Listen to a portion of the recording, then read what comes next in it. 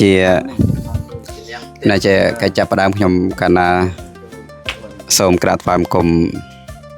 ព្រះពុទ្ធសម័យព្រះគ្រូនគរក្រុងបាត់ដំបង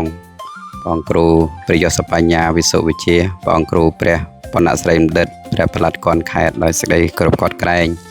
មាសកាយចំពោះព្រះអង្គគ្រូជាម្ចាស់នឹងធ្វើការរាប់អានពលម្ចាស់គ្រប់ព្រះអង្គទាំងអស់ដែលជាសិស្សគន់ធ្លាប់សិក្សារៀនសូត្រនៅភាសាបាលីជាមួយលោកគ្រូស៊ុនប៊ុនជឿននៅថ្ងៃនេះដោយសេចក្តីគោរពកត់ក្រែងដ៏ជ្រាលជ្រៅថ្ងៃនេះខ្ញុំកណាត់អាត្មាភាពតំណាងឲ្យសិស្សគន់ទាំងអស់ដែលធ្លាប់បានសិក្សារៀនសូត្រជាមួយនឹងលោកគ្រូមែនតើសិស្សខ្លះរៀនតាំងពីបឋមរហូតដល់ទៅបាក់ឌុបរៀនមួយលោកគ្រូតាំងពីលោកគ្រូនៅដំណើរយាងយះនឹងរវេះរវីលឿនលយឥឡូវហ្នឹងរៀងអន់ខ្សោយហើយឆ្នាំប្រហែលឆ្នាំនេះឈឺជាប់គ្នាជាពីជំងឺមួយឈឺជំងឺមួយទៀតជាពីជំងឺមួយឈឺជំងឺមួយទៀតហើយថ្ងៃមុនហ្នឹងឃើញអាទេសគេបើយឺតពេកបយឺតពេកទៅបុកអាទេសគេជួយរុញហើយលោដល់ទៅក្រោះថ្នាក់បាក់ម្រាមជើងអស់មួយម្រាមហើយសបបញ្ជាក់ពីវ័យនិង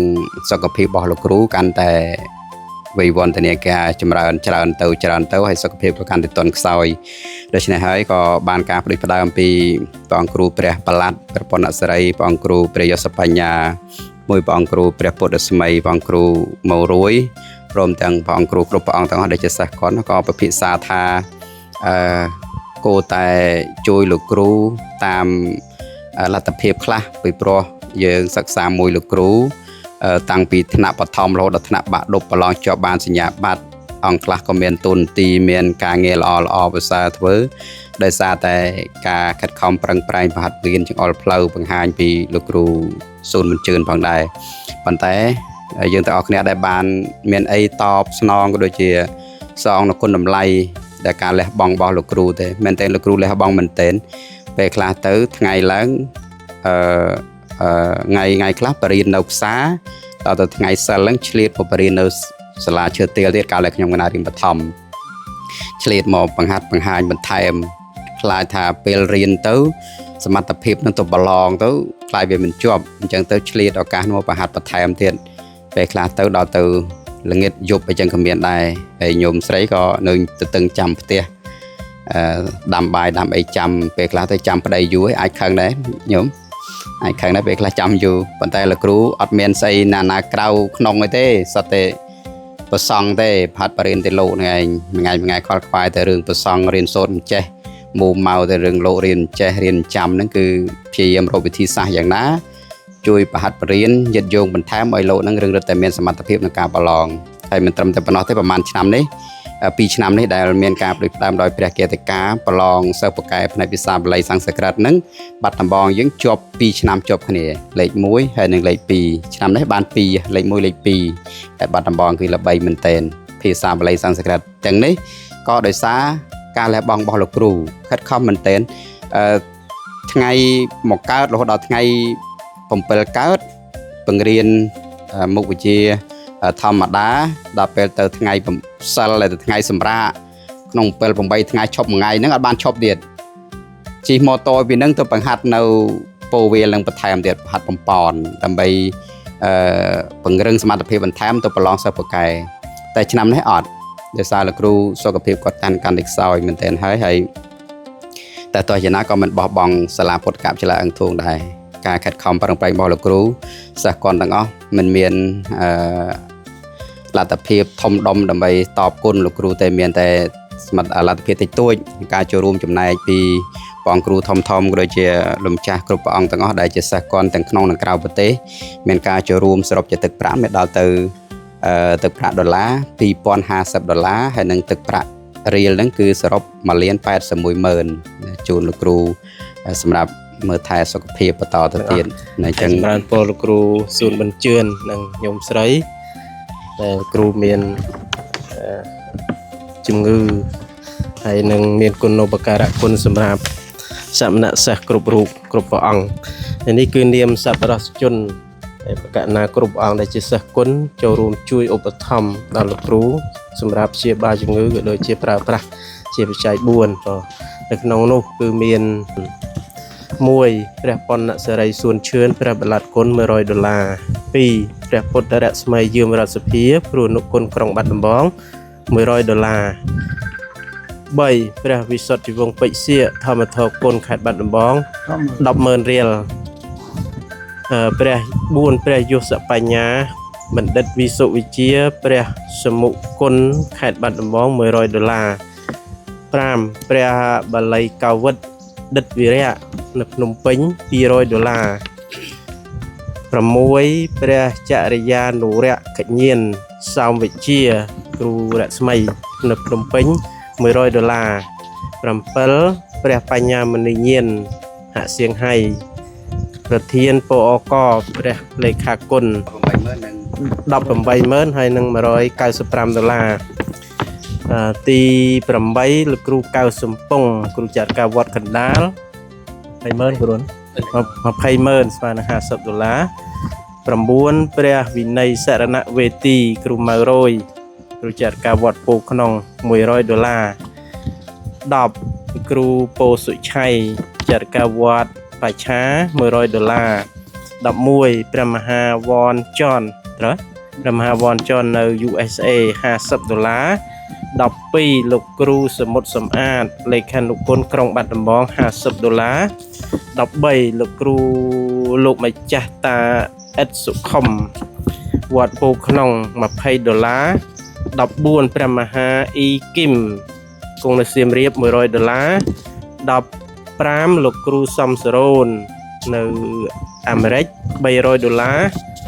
16ព្រះមហាពឿនចិនថៅនៅសហរដ្ឋអាមេរិក$100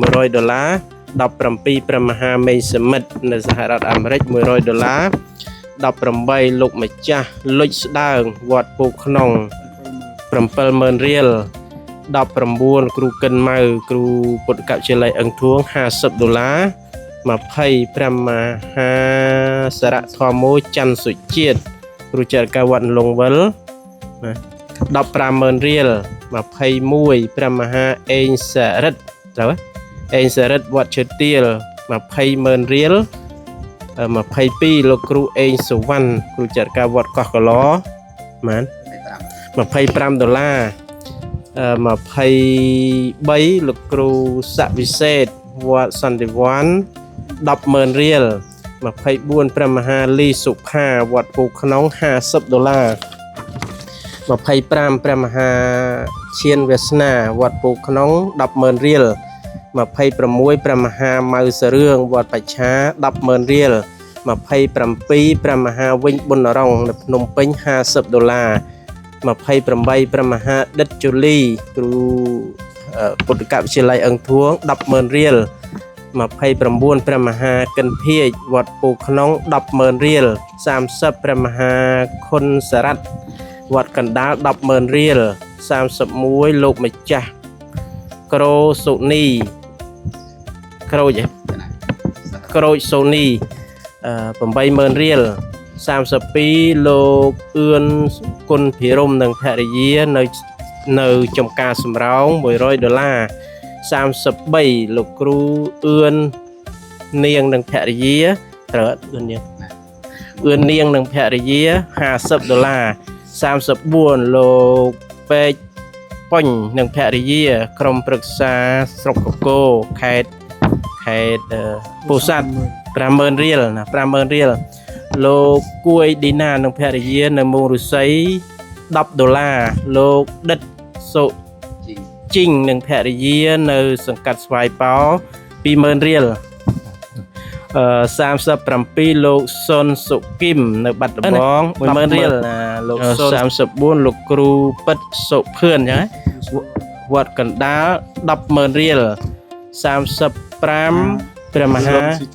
អៀនស៊ីថាវត្តទួលតាឯក50000 រៀលណាសរុបជាថវិកាខ្មែរគឺ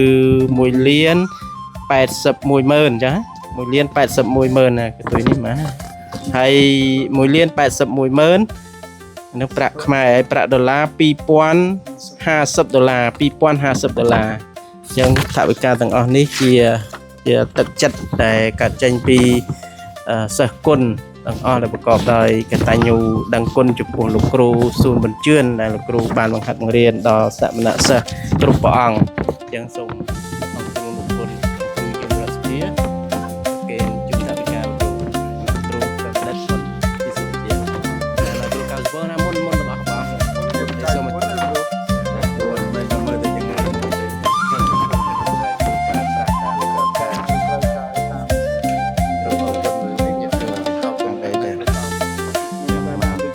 គ្រប់អង្គដែលជាអតីតសមណសិស្សសប្ងៃគុណជាព្រះមេអនុគុណមន្ត្រីសង្ឃខេត្តសប្ងៃជាអង្គខ្លះជាមន្ត្រីសង្ឃវត្តគុណដេតវិរៈនៅភ្នំពេញនោះលោកផ្ញើមកដែរខ្ញុំណាក្នុងណាខ្ញុំណាសំអរប្រគុណគុណម្ចាស់គ្រប់ព្រះអង្គដែលណាតែណាព្រះអង្គនៅក្រៅប្រទេសព្រះអង្គដូចព្រះអង្គសំសរោនព្រះអង្គចន្ទថាវទាំងអង្គសូមឲ្យព្រះអង្គសុខសប្បាយសូមព្រះអង្គមានជនមានអាយុយឺនយូរនៅក្នុងភ្នោះហើយសូមគុណសុខសប្បាយទាំងអង្គសូមត្រឹមតែលុយទៅនឹងមានសម្ភារៈផងណាតែនេះណាទេបាទណាទោះបីបាក់យ៉ាងណាក៏ការជាយាមរបស់គ្រូតែជាបានបង្ហាត់រៀនសិស្សគ្រប់អង្គនឹងរហូតដល់សិស្សខ្លះនោះថ្លៃជាថ្នាក់ដឹកនាំតាមណាវត្តក្នុងខេត្តក្រុងអភិបាលនេះចឹងប៉ុណ្ណឹងឲ្យដោយអំណាចនៃសិទ្ធិណាវត្តទាំងសេតវ៉ានិច្ចកុមារពវិភវេសំសរន្តបបច្ចៈកងវិសោសិយបរិយាបណ្ណាពិសោថានាហេតាយសុខាយិពុទ្ធកេចាពិសោទេស្វាប